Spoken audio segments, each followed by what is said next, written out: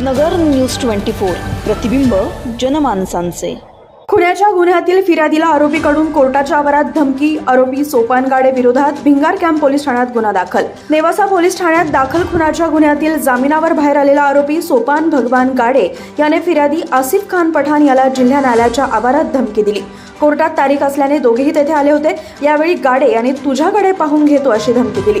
या प्रकरणी भिंगार पोलिसांनी काल मंगळवारी गुन्हा दाखल केलाय। ब्युरो रिपोर्ट, नगर न्यूज, अहमदनगर।